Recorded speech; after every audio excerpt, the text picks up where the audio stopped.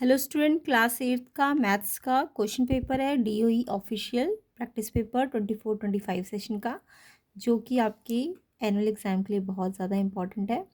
तो इसे अच्छी तरह से प्रैक्टिस कर लीजिएगा, इम्पॉर्टेंट है। तो इसके सेक्शन ए बी सी को हमने कंप्लीट कर लिया है, जिसका सोल्यूशन आपको मिल जाएगा इसके प्लेलिस्ट सेक्शन में या फिर लिंक में डिस्क्रिप्शन में डाल दूँगी वीडियोज़ का। तो इम्पॉर्टेंट है बहुत ज़्यादा, इसलिए अच्छी तरह से आपको करना है इसे। तो ये सेक्शन ए हमने ऑलरेडी करा है, तो ये सारे डिटेल सोल्यूशन कंसेप्ट आपको सीखने को मिलेंगे इससे। जो भी इससे रिलेटेड वीडियो है उसका लिंक भी डिस्क्रिप्शन में डल जाएगा, एंड पूरी प्लेलिस्ट को भी चेक कर लेना, उसका भी लिंक डिस्क्रिप्शन में है। और प्लेलिस्ट में से 4 to 5 क्वेश्चन पेपर अगर आप कर लेते हैं तो आपको मतलब कंसेप्ट भी समझ आ जाएंगे। अगर कोई भी क्वेश्चन आता है आपका डिफ़िकल्ट से डिफ़िकल्ट क्वेश्चन आता है तो आपको कंसेप्ट आता होगा, तो आप इजीली उसे अटैम्प्ट कर पाएंगे। इसलिए 4 to 5 क्वेश्चन पेपर ज़रूर करना। तो इन सब के सोल्यूशन के लिए आप देख लेना वीडियोस को। अभी हम इसके सेक्शन बी को भी हमने कर लिया है, सेक्शन सी भी करा है, और इवन सेक्शन डी भी हो चुका है। तो चेक कर लेना सारी वीडियोस को, और प्लेलिस्ट भी पूरी चेक कर लेना। चेक करने का मतलब प्रैक्टिस करनी है अच्छी तरह से आपको, और पेन और रजिस्टर के साथ। ये नहीं सिर्फ देखना है, समझ समझ के करना है। तो ये सारे मैंने बहुत डिटेल समझा रखे। अभी हम इसके सेक्शन ई, जो कि लॉन्ग क्वेश्चंस होते हैं केस बेस टाइप, तो उनको करेंगे कंप्लीट। तो आपके फाइनल एग्जाम के लिए बहुत इंपॉर्टेंट है, सीरियसली से कर लेना। तो चलिए स्टार्ट करते हैं। तो सेक्शन ई में 14 क्वेश्चन देखेंगे। यहाँ पे आपको क्या है, एक स्टूडेंट्स की एबिलिटी टेस्ट करना है। तो अलजेब्रा का टॉपिक है। तो टीचर ने क्या करा, एक रेक्टेंगल ड्रॉ करा है और एक स्क्वायर ड्रॉ करा है ब्लैक बोर्ड पे, and mark their side in the form of algebraic expression. उन्होंने साइड्स को नंबर फॉर्म में ना देके एल्जेब्रिक एक्सप्रेशन दे दिया इनका। ठीक है, ये जो लेंथ है, देखो ये लेंथ है ना, a+3b फॉर्म में दे दी। एंड जो रेक्टेंगल की ब्रेथ है ये x-1 है, एल्जेब्रा फॉर्म में है, नंबर्स की फॉर्म में नहीं है। ऐसे ये जो स्क्वायर बना है, इसकी जो साइड है, स्क्वायर में तो साइड होती है ना, तो इसकी जो साइड है वो 2a-3x+b, तो ये एक एल्जेब्रिक एक्सप्रेशन फॉर्म में इसकी साइड दे दी। ठीक है, अदरवाइज नंबर फॉर्म होती बट एल्जेब्रिक एक्सप्रेशन दे दिया। अब आपको रेक्टेंगल की लेंथ और ब्रेथ पता है, स्क्वायर की साइड पता है। अब आपको इससे रिलेटेड क्वेश्चंस के आंसर देने हैं। तो आई होप रेक्टेंगल और स्क्वायर के आपको सारे फॉर्मूले आते होंगे, एरिया, पैरामीटर, कुछ भी आ सकता है इससे रिलेटेड क्वेश्चन। तो चलिए स्टार्ट करते हैं इसके क्वेश्चंस को। फर्स्ट क्वेश्चन है, right the algebraic expression for the area of square. आपको एरिया ऑफ स्क्वायर का एल्जेब्रिक एक्सप्रेशन बनाना है। तो पहले एरिया ऑफ स्क्वायर का फॉर्मूला लगा दो, है ना। तो देखो कैसे करना है इस क्वेश्चन को।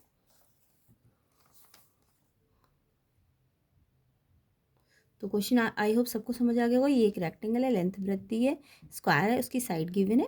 अब आपको फर्स्ट जो इसका पार्ट है, इसमें एरिया ऑफ स्क्वायर निकालना है। तो एरिया ऑफ स्क्वायर तो सबको पता होगा, साइड इंटू साइड। स्क्वायर यानी वर्ग का जो क्षेत्रफल होता है वो क्या होता है, साइड इंटू साइड, है ना। साइड आपको गिवन है ऑलरेडी, ये देखो एक एक साइड दी है, यानी सारी साइड वही होंगी, है ना। ये वाली साइड है, ये साइड दी हुई है आपको स्क्वायर की। तो ये साइड क्या है, 2a-3x+b। अब यहाँ साइड इंटू साइड होता है, तो साइड को एक बार और लिखना पड़ेगा। और यहाँ पे क्योंकि ये एल्जेब्रिक एक्सप्रेशन है, तो इन दो एल्जेब्रिक एक्सप्रेशन को अगर मल्टीप्लाई करना है तो इन्हें ब्रैकेट में लिख दिया, यानी यहाँ कुछ साइन है नहीं, मल्टीप्लाई का साइन है ऑलरेडी। ठीक है, ये सबको पता है ना, जब ये वाला और ये वाला हमें बीच में कोई साइन नहीं है, यानी मल्टीप्लाई है। अब आपको दिख रहा है ये सेम टू सेम, यहाँ एक बार है, यहाँ दो एक बार है। या आप कह सकते हो साइड और साइड, अगर ये भी पावर 1 है और ये भी पावर 1 है, तो एरिया क्या होता है, साइड का स्क्वायर होता है ना। एरिया क्या होता है, साइड का स्क्वायर या भुजा का स्क्वायर। तो साइड आपकी एक बार लिख दो और उस पर स्क्वायर लगा दो। तो इस तरीके से भी आप इसे लिख सकते हो। अब क्योंकि आपके पास ये a+b+c का होल स्क्वायर की आइडेंटिटी 8th सिलेबस में नहीं है, इसलिए हम इस आइडेंटिटी को खोलेंगे नहीं, एज इट इज़ इसको अलजेब्रिक एक्सप्रेशन में छोड़ देंगे। समझ आ गया। तो स्क्वायर का एरिया साइड इंटू साइड या फिर साइड का स्क्वायर होता है, तो साइड को 2 बार ऐसे दिखा दिया, और फिर सेम टू सेम है ये साइड, तो इस पे साइड पे स्क्वायर लगा दिया हमने। ओके, तो ये इसका एरिया हमने अलजेब्रिक एक्सप्रेशन दे दिया इसका। तो बहुत ही सिंपल सा क्वेश्चन था। एरिया की जगह आपको पैरीमीटर भी बोल सकते हैं। तो पैरीमीटर क्या होता है, 4 इंटू साइड, है ना। तो 4 को साइड, साइड क्या है, 2a-3x+b। यहाँ पे साइड एक ही बार है तो एक ही बार। अब 4 को आप चाहो तो अंदर मल्टीप्लाई कर सकते हो, 4×2 = 8, फिर 4 को 3x से करो, 4×3 = 12x, फिर 4 को b से करो, 4b। तो ये कुछ ऐसा है कि अगर पैरीमीटर होता तब आपका ये आंसर होता। फिलहाल आपका एरिया है तो ये आंसर है।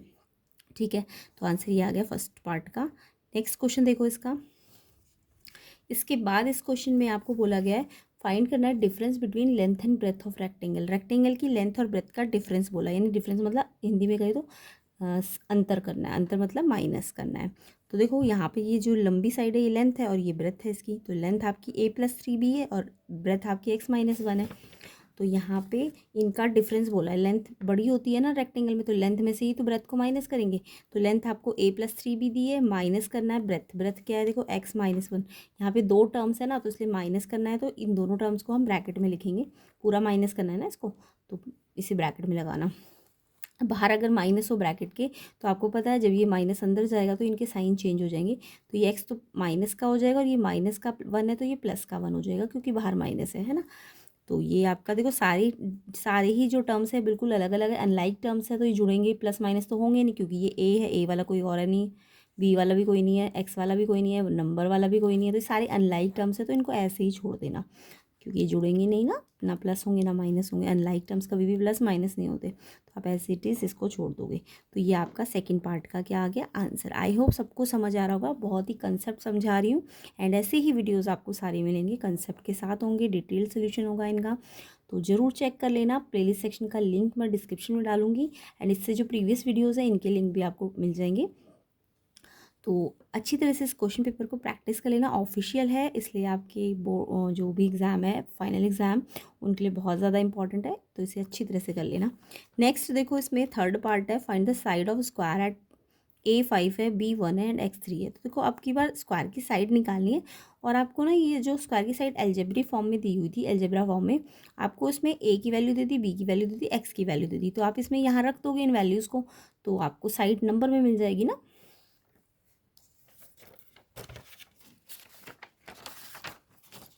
तो आपको साइड ऑफ स्क्वायर पता है ना क्या है, इसमें साइड ऑफ स्क्वायर ये स्क्वायर था ना, तो स्क्वायर की साइड ये है, तो यहाँ पे स्क्वायर की साइड आपको पता है एल्जेब्रा फॉर्म में है, बट आपको ए भी दे दिया, बी भी दे दिया और एक्स भी दे दिया, तो अब इसमें ए बी एक्स और बी की जगह वैल्यू पुट कर दो। तो पहले तो ये 2 एज इट इज़ लिखो, एंड 2 ए के साथ क्या हो रहा है, बीच में कोई साइन नहीं है ना, 2 और ए के बीच में कोई साइन है नहीं है, तो ये मल्टीप्लाई हो रहा है इसके साथ, तो 2 इंटू ए है, तो 2 इंटू ए कितना है 5, तो क्योंकि इससे मल्टीप्लाई हो रहा है तो ब्रैकेट में लगा दिया मैंने। फिर माइनस का 3 एज इट इज़ लिख दो। अब ये 3x से क्या हो रहा है, ये इनके बीच में भी कोई साइन नहीं है ना, यानी ये दोनों मल्टीप्लाई हो रहे हैं, तो 3 और x की जगह भी कितना है 3 है, तो ये 3 एज इट इज़ और ये x की जगह 3 रख दिया, और ये दोनों आपस में मल्टीप्लाई हो रहे हैं इसलिए ब्रैकेट लगा दी मैंने इसमें। एंड प्लस का b कितना दिया है 1, तो b की जगह हमने 1 रख दिया। अब आपको पता है पहले मल्टीप्लाई करना है, 2 इंटू 5 कितना होता है 10, 2 5 या 10, फिर इन दोनों को मल्टीप्लाई करो, पहले मल्टीप्लाई करना फिर प्लस माइनस करना, फिर ये इससे मल्टीप्लाई तो 3 3 ज़ा 9 एंड ये एज इट इज़। अब देखो प्लस का 10 है और प्लस का 1 है, तो पहले प्लस वाले प्लस के साथ प्लस करो, तो ये 10 भी प्लस का है, इसके आगे कुछ नहीं है प्लस है, ये 10 भी प्लस का है और 1 भी प्लस का है, तो 10 और 1 11 हो गए, और माइनस 9 क्या है, 9 के आगे माइनस, तो 9 माइनस का है।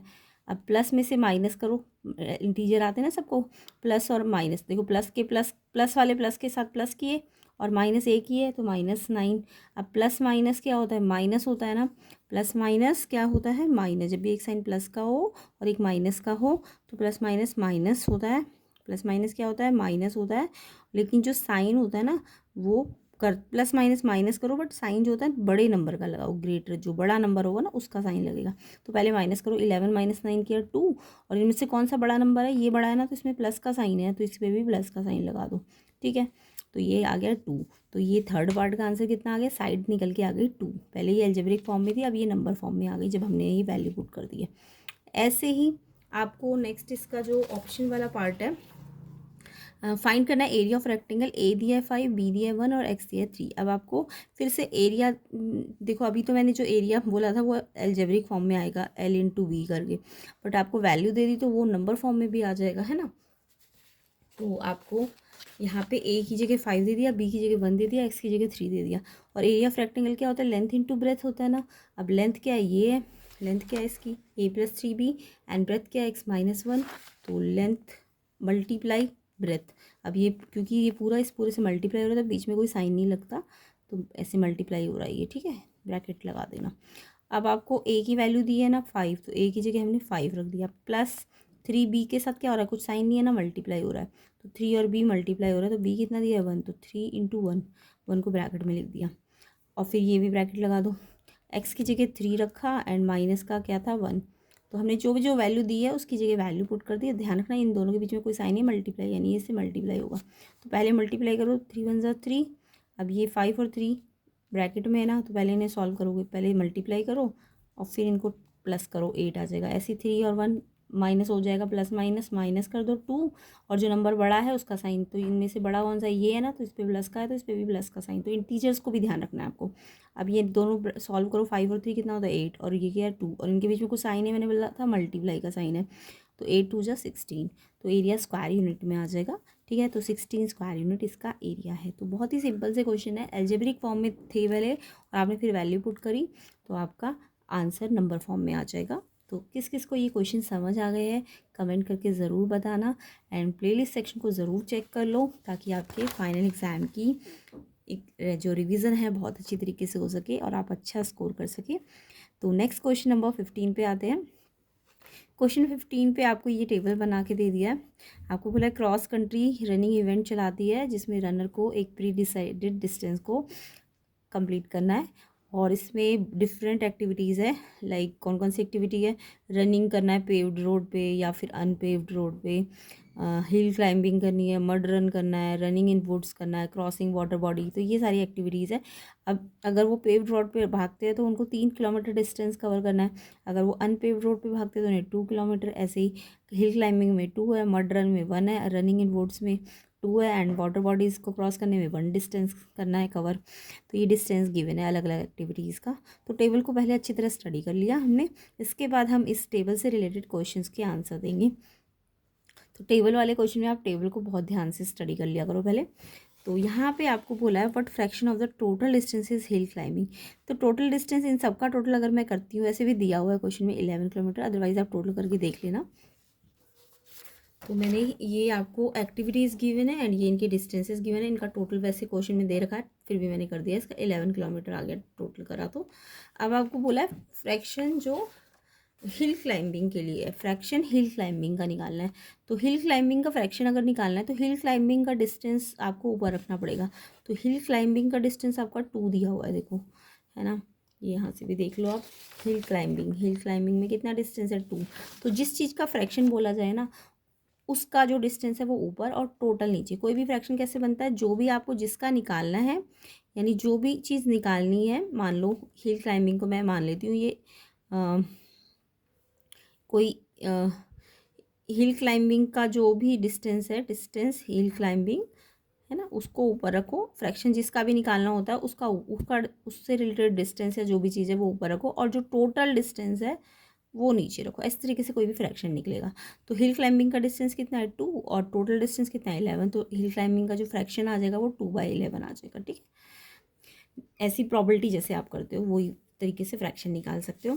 अब नेक्स्ट इसमें बोला था इसका जो सेकंड पार्ट है, which event has the distance same as of mud run. Mud run का डिस्टेंस किससे सेम है, किसके किसके बराबर है, मतलब कौन सी इवेंट है जिसका डिस्टेंस मड रन के डिस्टेंस के सेम है। तो मड रन का डिस्टेंस देखो कितना है, मड रन का डिस्टेंस 1 है ना, और 1 किसका और है, 1 आपका यहाँ भी है ना, तो ये किसका है, क्रॉसिंग वाटर बॉडीज़ का। तो यानी किसका मड रन के बराबर डिस्टेंस है, तो मड रन के बराबर जो डिस्टेंस है वो डिस्टेंस क्रॉसिंग वाटर बॉडीज़ है, वो कितना है 1। वैसे पूछा नहीं है कितना है, बट आपको पूछे किसका है, तो distance crossing water bodies equal है इसका, है ना, और कितना है दोनों का 1 किलोमीटर। नेक्स्ट इसका थर्ड पार्ट देखेंगे। थर्ड पार्ट है what fraction of the total distance covered on paved and unpaved road. अब आपको पेव्ड और अनपेव्ड का पहले टोटल डिस्टेंस निकालना है, मतलब वो बोला है फ्रैक्शन टोटल डिस्टेंस का किसके साथ निकालना है, कवर्ड और on paved and unpaved road. देखो पेव्ड कितनी थी 3 किलोमीटर डिस्टेंस था और अनपेव्ड का डिस्टेंस कितना था 2। तो इन दोनों का फ्रैक्शन टोटल डिस्टेंस के साथ निकालना है। तो पेव्ड रोड और अनपेव्ड रोड का टोटल कर लो, पेव्ड 3 है और अनपेव्ड 2 है, तो इनका टोटल कितना आ गया 5, और उसको फ्रैक्शन किसके साथ निकालना है, टोटल के साथ। तो टोटल कितना था 11, तो 5/11 इनका दोनों का मिला के फ्रैक्शन आ जाएगा। ऐसे ही इसका जो थर्ड पार्ट है, थर्ड पार्ट में भी कुछ ऐसा ही है, how much fraction of total distance. अभी भी टोटल डिस्टेंस का फ्रैक्शन किसका फ्रैक्शन निकालना है, वुड्स में रन करने का, क्रॉसिंग वाटर बॉडीज़ का और मड रन, यानी मेरे को इन सबको टोटल करना पड़ेगा, वुड का, क्रॉसिंग वाटर का और मड रन का।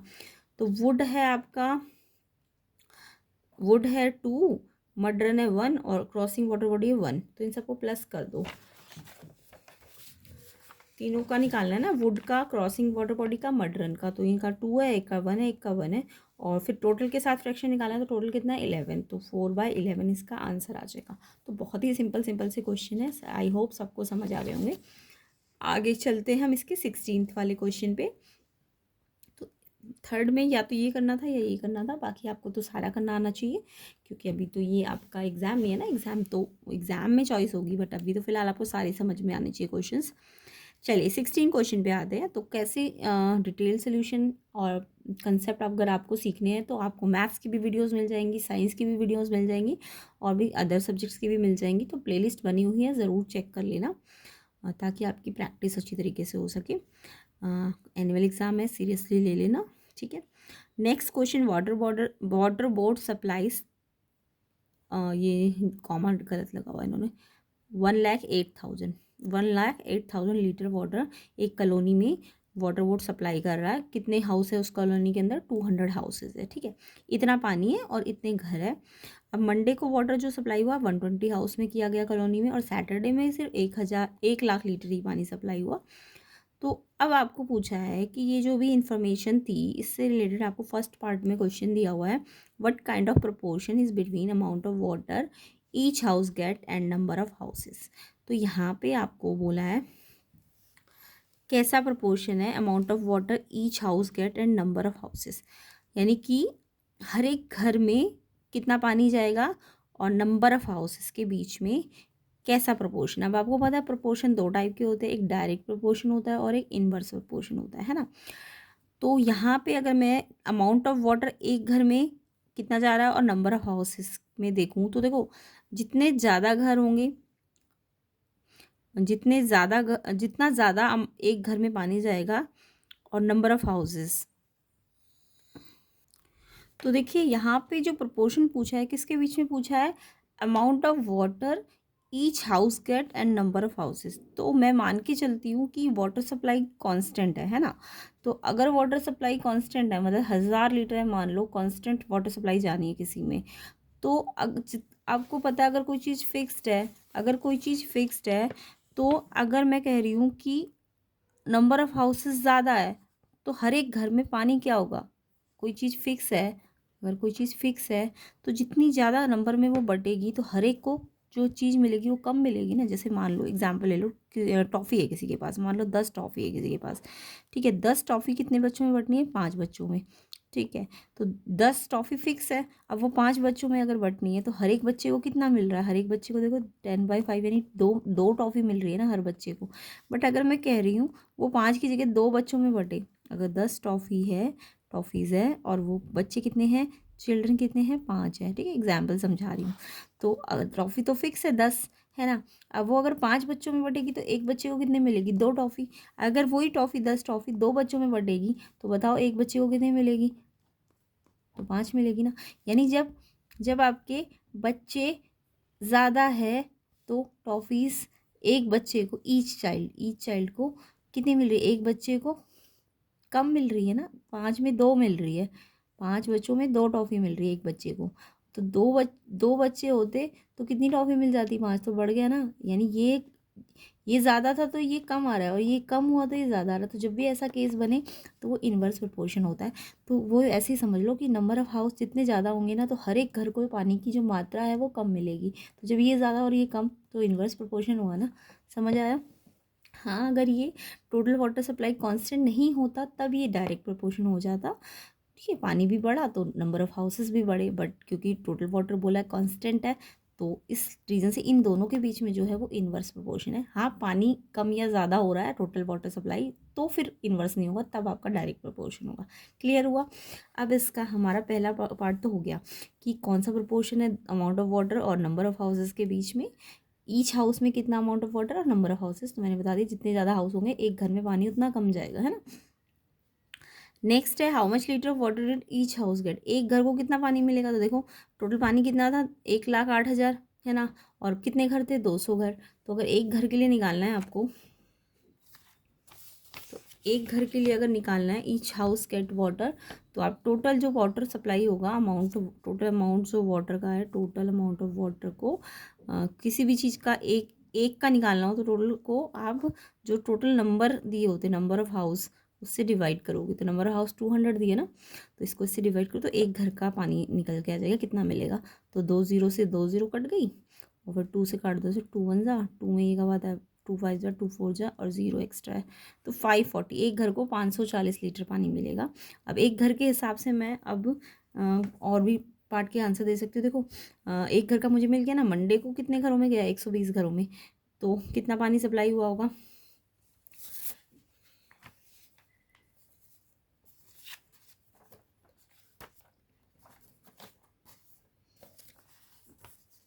तो आप चाहो तो इससे टेबल बना के भी कर सकते हो, तो आप चाहो तो टेबल वाइज भी कर सकते हो कि मतलब क्वांटिटी ऑफ वाटर कितनी दी हुई थी आपको क्वेश्चन में, आपको 1,08,000 दिए ना, 1,08,000 है, 3 0 इसके बाद, और नंबर ऑफ हाउसेस 200 है। और अब नंबर ऑफ हाउसेस आपको 120 गिवन है मंडे के लिए, है ना। तो 120 के हिसाब से इनको पानी कितना मिलेगा। तो देखो जितने ज़्यादा घर होंगे, नंबर ऑफ हाउसेस जितने ज़्यादा होंगे, पानी भी ज़्यादा चाहिए होगा, है ना। और अगर ये कम हो गए तो पानी भी क्या चाहिए होगा, कम चाहिए होगा। तो अभी हम कांस्टेंट नहीं मान रहे, तो अब ये डायरेक्ट प्रपोर्शन है, ठीक है। तो डायरेक्ट प्रपोर्शन में आपको पता है ना कैसे करते हैं, इसको इसके अपॉन में लेंगे, इसको इसके अपॉन में लेंगे, ये डायरेक्ट प्रपोर्शन में यही तो करते हैं। अभी देखो अभी डायरेक्ट प्रपोर्शन क्यों है, क्योंकि यहाँ पे नंबर ऑफ हाउसेस ज़्यादा तो पानी भी ज़्यादा चाहिए, और अगर नंबर ऑफ हाउसेस कम तो पानी भी कम चाहिए। अभी अभी हम इसको कांस्टेंट नहीं मान रहे, ये चेंज हो रहा है ना, तो इसलिए अगर हाउसेस ज़्यादा तो ये भी ज़्यादा, और अगर ये कम तो ये भी कम। वहाँ तो हमने क्या करा था, वहाँ तो हमने पानी को कांस्टेंट मान लिया था, जबकि ये तो चेंज हो सकता है ना अभी फिलहाल इस क्वेश्चन में, इस पार्ट क्वेश्चन के पार्ट में। तो इसलिए अब ये डायरेक्ट प्रोपोर्शन है, तो ये अपॉन ये और ये अपॉन ये डायरेक्ट में ये करते हैं ना, ये अपॉन ये और ये अपॉन ये इक्वल में। अब इससे आप क्रॉस मल्टीप्लाई कर दो, इसको इससे मल्टीप्लाई करो, तो इसको इससे मल्टीप्लाई यहाँ लिख दिया, इसको इससे मल्टीप्लाई करो, जब ये दोनों फ्रैक्शंस होते हैं तो ये इससे मल्टीप्लाई होकर यहाँ लिख दिया, ये इससे मल्टीप्लाई होकर यहाँ लिख दिया। अब आपको एक्स निकालना है, यानी एक्स का मतलब क्वांटिटी पानी की कितनी चाहिए 120 घरों के लिए। तो एक्स निकालना है तो ये 200 यहाँ मल्टीप्लाई में यहाँ जाके डिवाइड में आ जाएगा, है ना। 2 0 से 2 0 काट दो, इन 2 0 काट दिया मैंने, 2 से इसको काट दिया, फिर इसको इससे मल्टीप्लाई कर दो, तो 108 को 6 से किया तो 648, और 1 0 2 0 और लग गई। अब इसको करने का एक और तरीका है कि मेरे को एक घर का पता चल गया था ना 540, अभी मैंने एक घर का निकाला था, तो एक घर का कितना आया था 540 लीटर आया था। तो अगर मेरे को मंडे को कितने घरों में गया है पानी, 120 घरों में गया है, तो 540 लीटर एक घर में गया है, तो 120 लीटर कितने घरों में जाएगा, तो इससे मल्टीप्लाई करो, तो अब भी यही आंसर आएगा, है ना।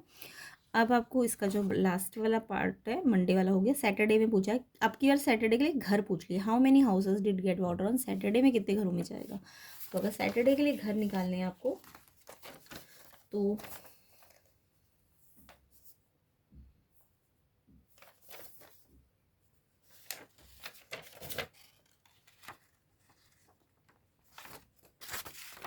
देखो सैटरडे में भी यही टेबल बना लो आप, ये अपॉन ये नंबर ऑफ हाउस। अब ये इतना था तब तो इतने घरों में जा रहा था, अब ये अगर इतना पानी अवेलेबल है सैटरडे के लिए, तो अब कितने घरों में जाएगा। तो आपके यार घर निकालने हैं आपको, तो अभी भी ये डायरेक्ट प्रपोर्शन ही है, क्योंकि आपको इनके बीच में पूछा है। तो ये अपॉन ये और ये अपॉन ये, इसको भी वैसे ही कर लो, क्रॉस मल्टीप्लाई, इसको इससे मल्टीप्लाई करो, फिर इसको इससे मल्टीप्लाई करके यहाँ लिख दिया। अब एक्स निकालना, तो ये पूरा जो मल्टीप्लाई में है ये वाला, ये इसके डिवाइड में जाएगा, ये निकालना तो ये जाएगा ना डिवाइड में, ये तो एज इट इज रहेगा ऊपर। अब आपको ये दिख रहा है 3 0 से ये 3 0 कट गई, 2 से कट जाएगा, 2 5 जा 2 4 जा, और 2 से ये कटेगा 100 पे, फिर 2 से दोबारा ये कटेगा 27 पे, और ये कटेगा 50 पे। 50 इंटू 100 यानी 50 इंटू 100 5000, अपॉन में नीचे कितना 27, डिवाइड करके देख लेना, ये आएगा 185.18। अब घर तो डेसिमल में आ नहीं सकते, 0.18 को आप हटा दो तो इतने घर आ जाएंगे, ठीक है। या फिर आपके पास ये एक तरीका और है कि कितना पानी सप्लाई होना है इतना, और एक घर में कितना जाना है 540, तो नंबर अगर किसी भी चीज़ का निकालना है तो टोटल पानी कितना जाना है और एक घर में कितना जाना है ना। तो इसी तरीके से तो निकालते हो आप, तो इसको इससे डिवाइड कर दो, तो ये भी इतना ही आ जाएगा, इसको डिवाइड करके फिर हमारा जो अभी आंसर आया 185 वही आंसर आएगा, इतने घर। ठीक है, तो आई होप सबको समझ आ गया होगा। यहाँ पे डायरेक्ट प्रोपोर्शन का केस बन रहा है, बट अगर मेरे को amount of water each house और नंबर ऑफ हाउसेस के बीच में प्रोपोर्शन पूछा जाए तो इनवर्स का बनेगा। क्लियर? तो इस तरीके से हमारे ये सारे क्वेश्चंस होते हैं कवर। तो आप कमेंट करके बताइएगा सारे क्वेश्चंस आपको अच्छी तरह से समझ आ गए। एंड इससे प्रीवियस वीडियोस को ज़रूर चेक कर लेना, जो मैंने अभी आपको बताया section D, B, C, A, ये भी डिटेल सोल्यूशन हो रखे हैं, जो कि आपके फाइनल एग्जाम के लिए बहुत ज़्यादा इंपॉर्टेंट है। इसलिए प्लीज़ चेक कर लेना। चेक करने का मतलब सिर्फ देखना नहीं होता है, प्रैक्टिस करके इसको समझ के अपने आप करना होता है। और भी प्लेलिस्ट के अंदर क्वेश्चन पेपर्स हैं, उन्हें भी पूरा पूरा सॉल्व कर लेना। 4 to 5 अच्छी तरीके से कर लीजिए तो आपकी बेस्ट तैयारी हो जाएगी। एंड 95+ तो आपके आ ही जाएंगे परसेंटेज। ठीक है, तो चलिए साइंस का भी बना हुआ है प्लेलिस्ट, उसको भी ज़रूर चेक करना एंड कमेंट करके ज़रूर बताना वीडियो कैसे लगी। और हाँ, इसके बाद भी हम और भी क्वेश्चन पेपर्स को सॉल्व करेंगे, तो वीडियो चैनल से जुड़े रहिए एंड वीडियो को लाइक ज़रूर करिए, शेयर ज़रूर कीजिए एंड फ्रेंड्स को शेयर कर देना ज़्यादा से ज़्यादा। एंड लाइक कम से कम 500 लाइक बनता है, तो जल्दी जल्दी कर दो ताकि इसका नेक्स्ट पार्ट में हम और भी क्वेश्चन पेपर्स को सॉल्व कर सकें। एंड प्लेलिस्ट सेक्शन को ज़रूर चेक कर लेना, एग्ज़ाम बहुत नियर है इसलिए ज़्यादा से ज़्यादा प्रैक्टिस शुरू कर दीजिए।